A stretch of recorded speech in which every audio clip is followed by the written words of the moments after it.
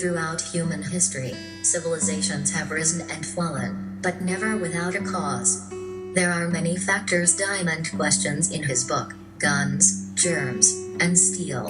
Among these, why food production failed in ecologically suitable areas. Why it did not rise independently in some areas as it did in others. Why did it evolve at such different rates in different places? And why did some hunting cultures successfully adapt crops from invaders, while food producers replaced others?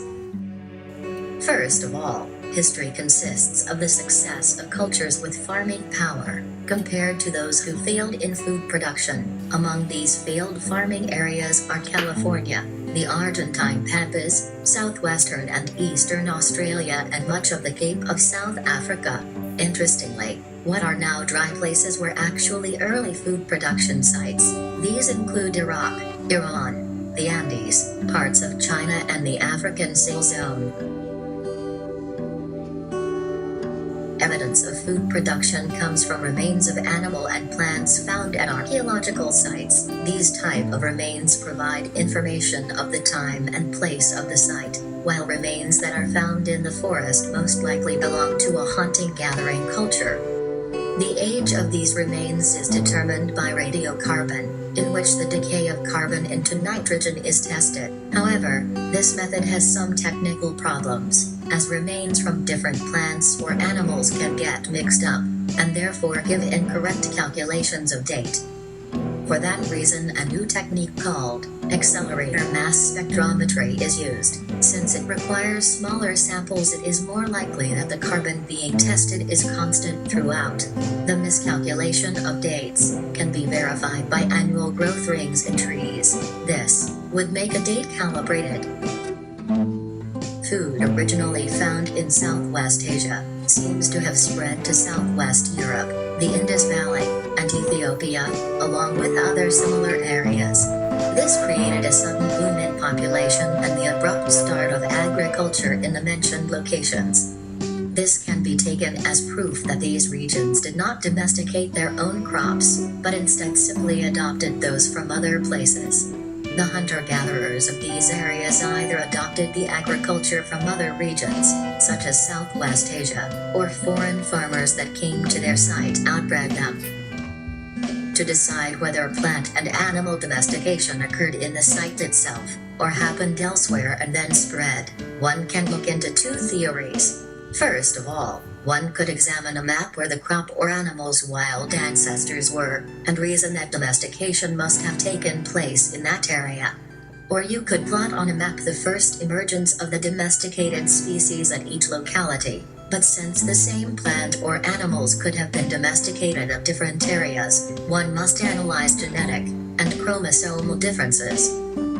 The Fertile Crescent, China, Mesoamerica, Amazon Basin, and eastern United States were all areas in which food production rose independently, while the Sahel Zone, tropical West Africa, Ethiopia, and New Guinea are also candidates for this theory. It is not confirmed. The reason why is because, perhaps, the same cattle originated from the Fertile Crescent, or perhaps, the Sahel Zone triggered agriculture in West Africa, just like Southwest Asian crops triggered agriculture in West Africa. While New Guinea does have evidence of crop domestication, it is not identified.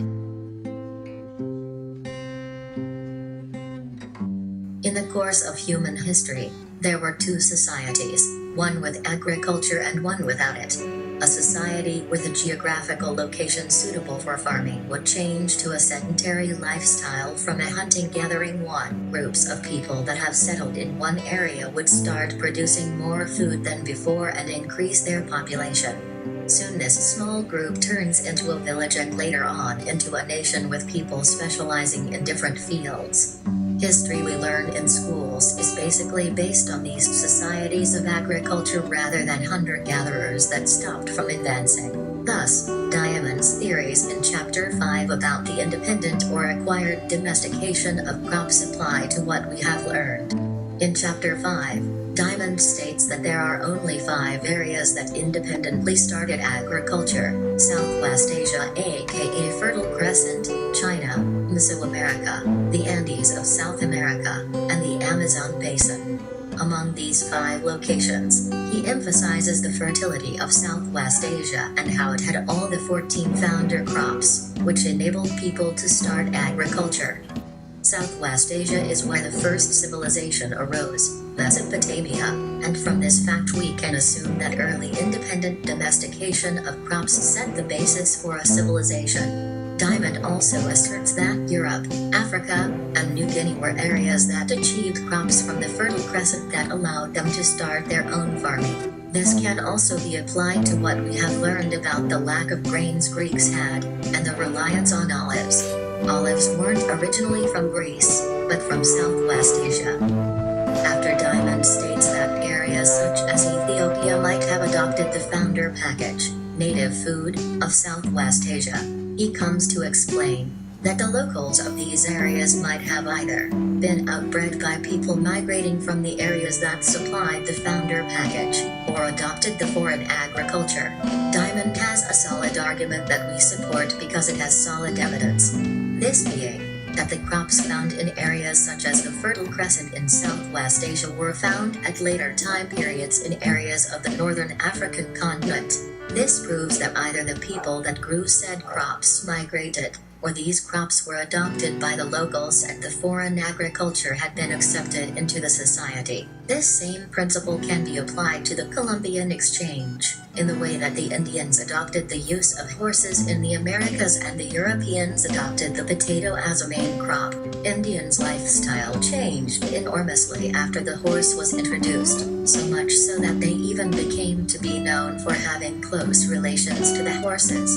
The Europeans took an equal importance to the potato due to the fact that it was cheap to grow and could therefore feed even the peasants that struggled to get food.